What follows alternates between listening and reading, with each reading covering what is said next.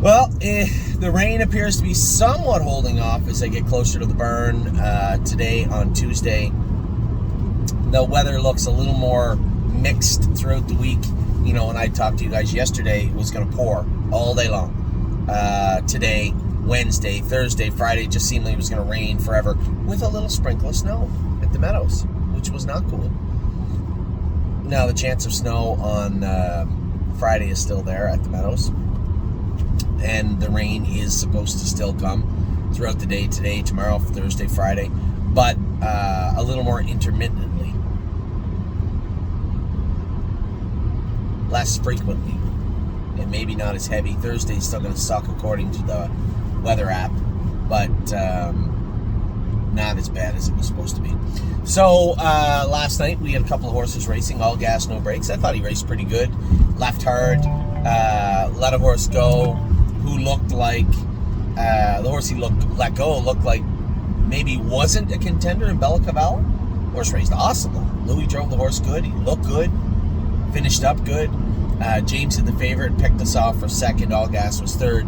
It might take another start or two before you see him round back into that shape that he was in when he reeled off 4 or 5 in a row. But he raced well last night. I was happy with him. We have a couple of horses racing today. It looks like it's going to be a little muddy, but we have Vehement racing from the rail. I don't know how it'll be on a half with the rail. He's been trotting pretty good when they trained him and raced him in the Meadows, but I haven't been able to get him in lately. So another one of those horses, not just Mohawk, where it's tough to get them in sometimes. It's been difficult to get them in both in Ohio and in the Meadows. Right now in Ohio, they're almost short a full card of racing every week because there's hundreds of entries per box. We've entered 5-6 horses a day and ended up with 1, 2, 3 in. That's a little bit of a surprising trend here in Ohio for sure, for me anyway. So we'll see how that plays out over the course of the next couple of weeks. Now they write similar classes throughout the week, so 7 days turns into 10 days for the time being. It's not the end of the world, but when 7-day entries start turning into 14, 21 days, that becomes a massive problem. That's why Vehement is here tonight. Now, I appreciate all the dialogue I've got from everybody regarding the sale I had proposed for next week. You know, it's Black Friday week coming up. It sounds so stupid saying that it was Black Friday. No, it's Black Friday week. Two-pronged approach, as I had messaged John this morning, just looking for his final thoughts also before we start putting the blocks in place, so to speak, and cementing them in. As I said, I appreciate all the feedback, and I reached out to a number of people regarding this sale. Now, like-minded, no. I wanted to see the whole playing field, right? I wanted to get the thoughts from Steve, who is always concerned about the bills, right? Which you should.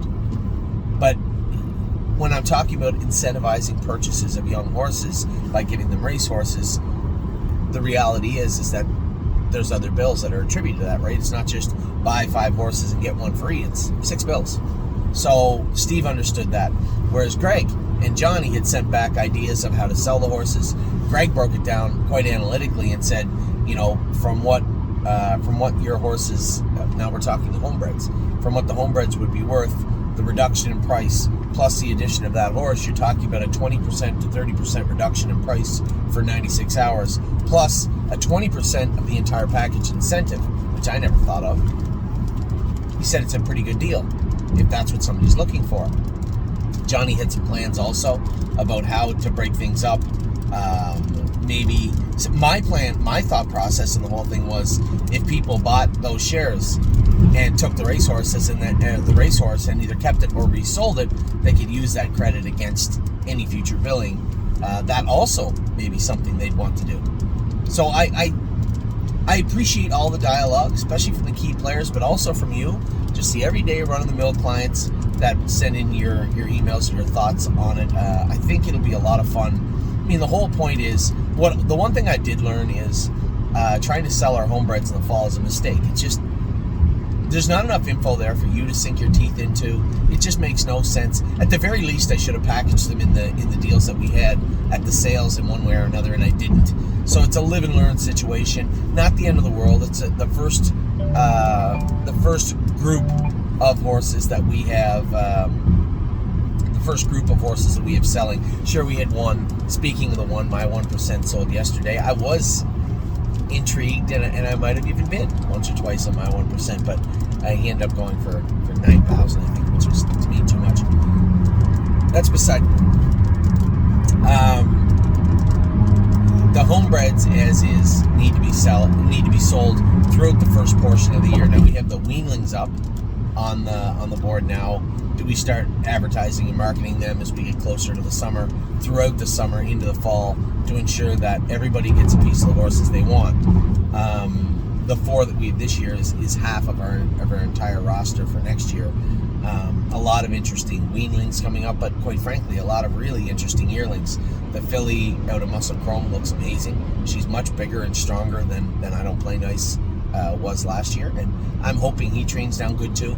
I guess food for thought also is that the horses we moved over to Ontario, they are getting closer. Dominic has 2 or 3 of them that are getting much closer to going to the track and training. I suspect you're going to see a number of those horses we sent to Ontario qualified or close to qualifying by the middle of December, which makes for a little more racing in Ontario also. It has taken a little longer to acquire a couple of top-end horses. I was looking, of course everyone's calling, I was looking for a pacer and a trotter for Ontario. I mean, to me, I want a horse that's going to win the Open, not just race in the Open and then drop back down. And that's inevitable. It will always happen. Father Time catches up to every one of us. You saw Mike Tyson last weekend.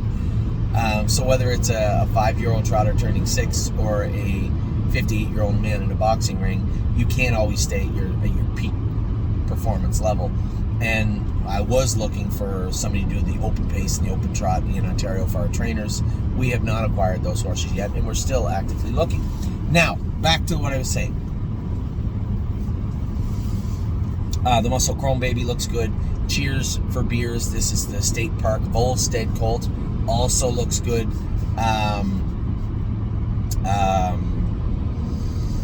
Eyes of Tens baby, Pretty Eyes and Lies. That's the International Money filly. She looks nice. Toes out a little bit, much like her uncle did, much like her mother did, so I'm not too concerned about that. And then Capistrano Nights. This is a very, very good looking lather up filly out of Capistrano. Now, as I said, the consensus was across the board. I know what the babies are worth. When you look at sale prices, bills that you've been, just generally what the horses are worth, it's quite a bit more than $250 per share. But as Greg said, rather than go like $230, $280, $240, just make them all $250 for 96 hours across the board. And I think that's a nice, clean way to do it. And I appreciate that. Again, I never would have thought of that. You'd think the easiest things to think of, you would grasp onto, but never dawned on me to do that. So the easiest way to put it is $250 will be I believe the sale price per share, and there won't be 100 shares of each horse. Some of our clients own these horses too, and quite frankly, I may want to keep a couple of shares of the homebreds also. Why wouldn't I? I mean, we kept the mares. These are mares that I wanted. Kept the mares, bred the mares, had the foals. It's only natural that I want to keep some of them. So I don't know how many shares will be up, but whatever shares will be up from Tuesday to Friday will be $250 a share. Every 5 shares you buy, you'll get a free share of, I don't know. I used I'm Fancy like right away, but I might sell her as we get closer to December, which makes a little sense to have her involved in all this if she's only going to be here another couple of weeks. So I don't really know. Maybe a horse like Marching Forth, similar makeup, different gait obviously, but you see where I'm going with this. And then every 10 shares purchased, and these are cumulative shares. We're reducing the horses that are our homebreds to $250 a share. But if you want to go out, and I need to make this clear because I did get 2 emails about this. We're not reducing the price of any other babies, and you have to understand why. These are cost numbers on the site. So literally, if I reduce them $1, that would be $1 out of my pocket. I don't mind bringing the horses to you for exactly what we paid for them. We've always done it. I don't think there's a need to raise it, but I can't reduce that price. But you can combine any of them. So any of those 10 shares, you get a free share of Patrick the Piranha. Any 15, you get a free share of Yo Mister. Seems fair. Yo Mister is on his way to what looks like the Open in at the Meadows. He looked awesome the other day. He went in 54 in the mud with the earplugs in. I thought the horse looked great. So yeah, I'm very interested to see how this goes over. Now, for Friday and Friday alone, we have 4 horses left on the board. I may sell Allie's Got Grit and What a Lady, What a Night. I haven't made my mind up, so those shares are not going to be on the table. My Wicked Heart is going in the sale December 17th. There's no point in putting those shares on the table. But the Trevino on greens, Never Lose Felix, those horses will all be reduced. I don't have the final number, but it will be south of $200. I can guarantee you that. They will be priced to move on Friday, but that sale will only be on for Friday. Black Friday, the way it used to be. So that was my thoughts on this. Now I'm in discussions with John and Sean about this, talking about what makes the most sense. Is it necessary? Is it something we want to do? I think so. Somebody said, well, Anthony, you have the sale one year, you're going to have it every year. No, I don't. No. If I don't have any shares to sell next year, then there won't be a sale. It's just the way it is. This isn't the bay. This is the stable. So, anyway, I just thought it was very interesting. I always love the dialogue and the different takes on everything. It just reminds you how diverse our barn really is.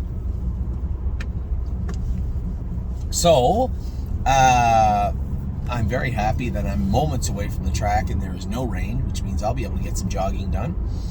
Also, if there was any way we could just keep it away for the rest of the day, that would be very helpful also, as we have Vehement and George the Jungle racing tonight. So with that, I'm going to let you guys go. I'll talk to you all later on after the 2 horses race. I doubt there'll be a whole lot going on today other than some training miles and some babies jogging. But for right now, the sun is attempting to come out. Oh, that would be very nice. I will talk to you all very soon. Have a wonderful Tuesday and rest of your week. And good luck to everybody at the track.